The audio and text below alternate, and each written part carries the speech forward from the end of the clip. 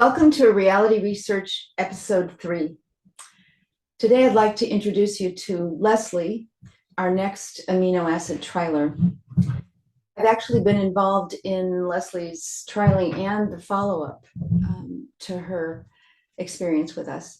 But the person who's been in charge of conducting her trial is Barbara Clark, our head nutritionist at my virtual clinic.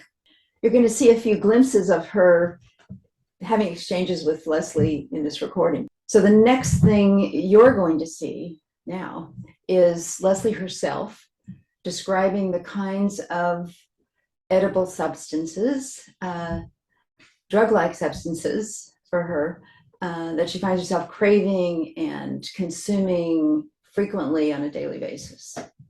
My energy is great in the morning. I'm really a morning person, so I'm able to get up and go on walks, early morning walks. I always rise early no matter what, so I have good energy there.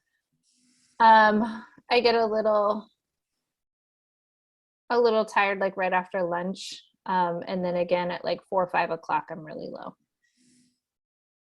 Well, do you typically get tired after you ate? Just after lunch. So not typically, not after every meal, but just after lunch. Like I do feel like 1 o'clock is kind of a naturally low point for my energy, and then probably 4 o'clock is another naturally low point. Too much coffee is one, and I try very hard not to have too much coffee. I mean, it's a daily struggle. I always want a little more. And then sweets, I limit. So we save Is it hard? Is it hard to limit, quote unquote, the sweets? It's hard, yes, but after my first week off of sugar, I did this very careful elimination of it. After my first week, it got so much easier. So yes, it's hard, but it's not something I struggle with daily. I sort of, I save sweets for special occasions, and I'm actually totally fine with that. I don't usually have an uncontrolled impulse for that. So from, I'd say 9 or 9:30 to 2 o'clock, I really want more coffee, and I have to actively resist the urge to get more coffee. But I've thought long and hard about this, and just a couple of months ago, I stopped coffee for a couple of weeks just to kind of observe what my true baseline would be. And what I've decided is coffee for me, I mean, yes, it's energizing. Yes, it helps me focus, but mostly it's a source of comfort. I'm actually from 9:30 to 2, I'm actually craving the comfort of my coffee ritual. I even just like the sensation of holding the warm mug, right? Mm-hmm. And then around 4 o'clock, I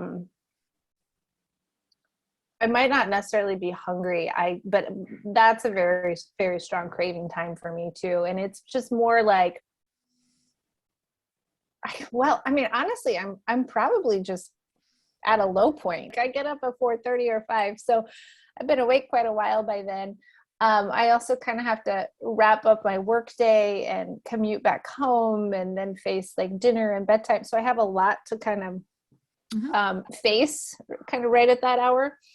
And I feel very, very snacky. I really want something crunchy right at that time. I really want crackers, for example. But I eat well, but I do that while actively having to resist cravings, right? So it's I have to actively manage the cravings in order to eat well, and I do a pretty good job, but it's a lot of mental work.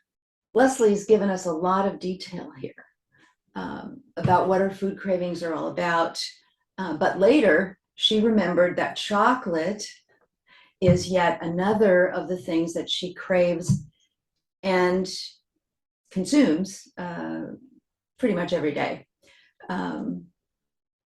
Now, though, she limits herself to 15 squares of chocolate a day, and it's unsweetened. But that takes a lot of effort, as you'll see.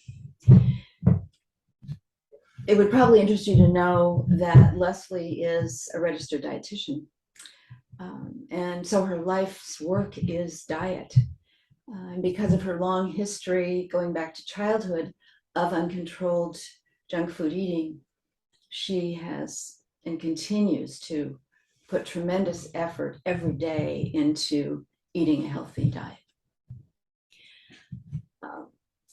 Like so many people who are coffee lovers, chocolate lovers, and starch lovers, Leslie craves these things for comfort. She's looking for a way to boost subnormal levels of the comfort chemistry, the basic pleasure chemistry that we should all be very well equipped with. The chemicals that provide this sense of well-being, comfort, and pleasure are called endorphins. Endorphins are also powerful painkillers, literally numbing both physical and emotional pain when we need it. To raise our levels of endorphins, there are two amino acids that can typically help very quickly. Both contain an amino acid called D-phenylalanine, or DPA. One of them also contains the L form of phenylalanine called LPA, because that, in addition to enhancing the endorphins somewhat, provides energy and focus. Since Leslie craved both chocolate and caffeine, this seemed to Barbara to be the ideal amino acid for her to start her trialing with.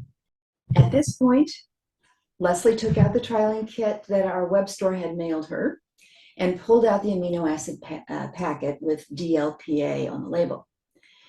She then opened a capsule, poured half of it into a small glass of water, stirred it briefly with a spoon, and swished around in her mouth for about 60 seconds.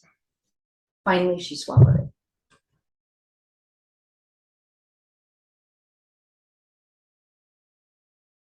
I wouldn't say no.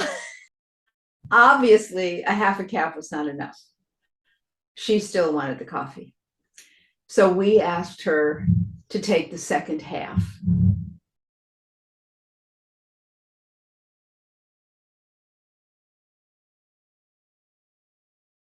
No, decidedly no. I don't want coffee. I actually feel full. I haven't eaten in at least 3 hours, but I sort of distinctly feel full. Like I don't want to put any more volume in my stomach, and so the coffee actually sounds bad.